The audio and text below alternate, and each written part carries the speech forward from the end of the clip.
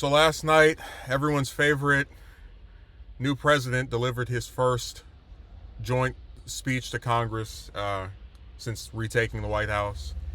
And I don't really have much to say about it. I guess I could start off by going that it was way too long, 2 hours, right? And I think most of these speeches, this is just like a general rule, most of these State of the Union addresses should probably be about maybe an hour and a half at maximum. Because if you really look at the substance of Trump's speech, there's nothing there that takes a half hour by itself or even longer to explain, altogether. Like you break it down. He talked about tariffs and how this is going to make the economy so much better.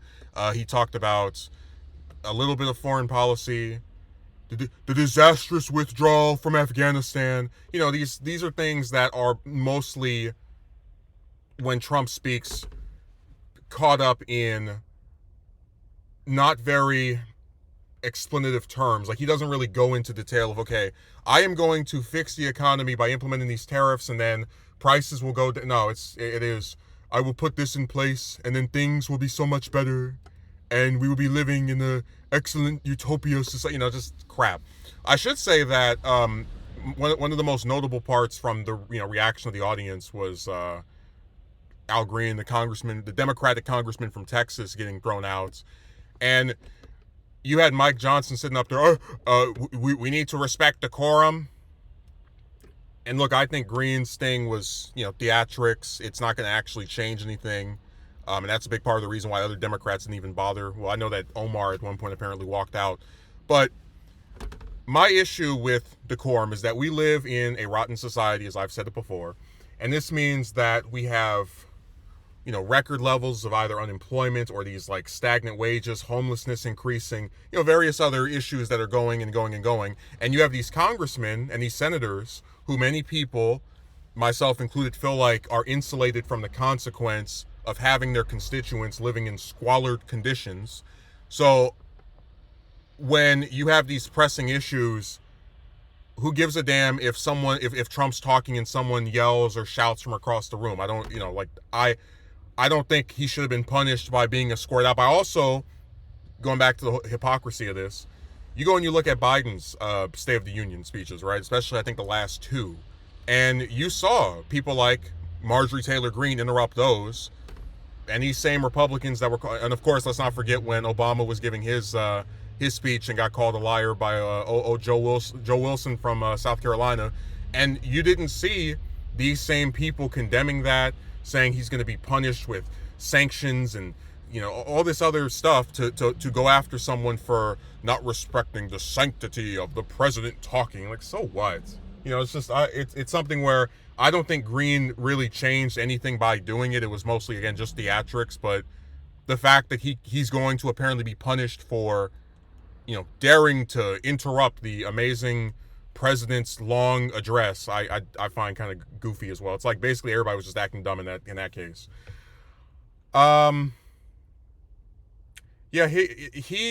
I'd say the most notable thing, the part that I find really interesting, is where he starts to kind of do the woe is me. He's like, the Democrats, they would not like anything I did. I could find a cure to the most ravaging disease and they would have a problem with it. And this is where Trump differs from like pretty much all of his predecessors, in that there are times where past presidents would feel as if they are being unfairly maligned by members of the other party, their own party, but you're not going to see them include in a public speech, I could do this thing that nobody in reality would actually have an issue with, and then they would have a problem with me because they are never... No, there are very specific things where if Trump wanted to work with Democrats on them, whether it's fighting climate change in some way, lowering prescription drug costs, expanding health care.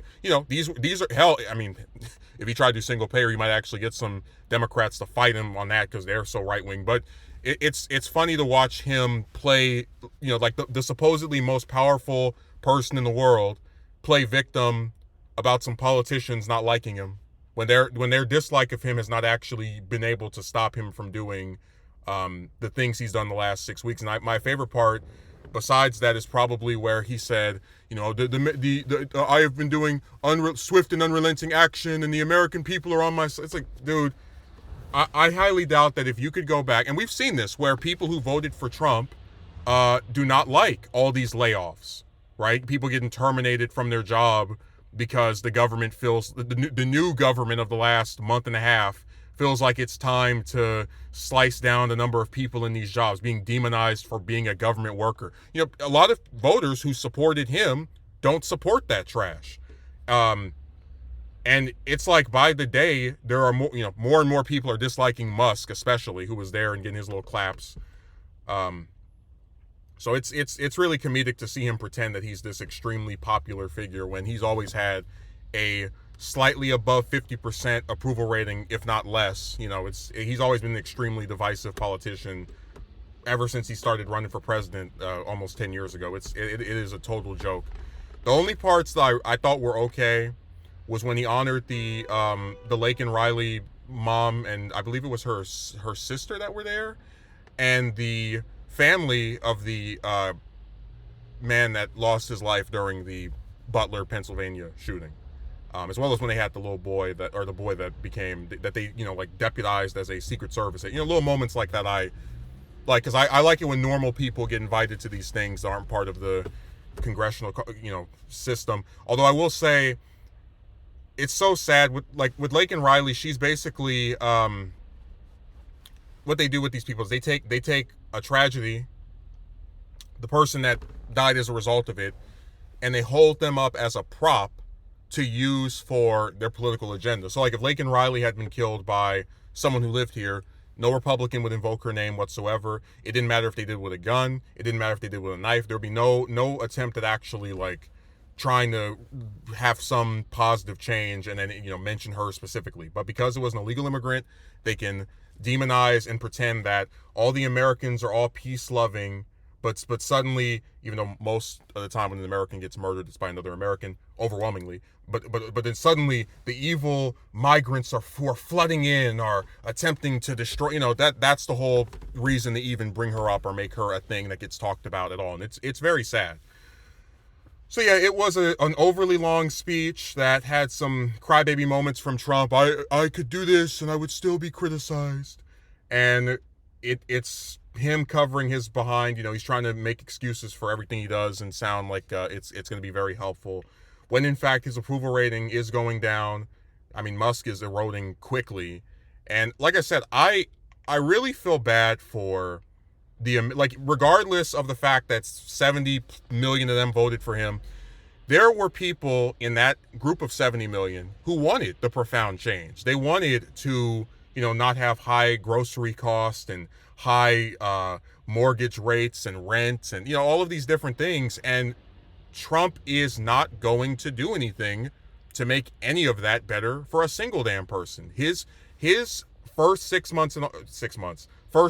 weeks in office have been defined by mass layoffs, a foreign policy that's kind of all over the place with him acting weird around Zelensky. And there's just not much in the way of actually convincing me that he's going to fix things. His idea of fixing is laying off a bunch of people through an unelected billionaire, antagonizing countries that we're friendly with these stupid tariffs, and just nonsense. It's just been nonsense. That profound change that people were hoping for when they voted for him,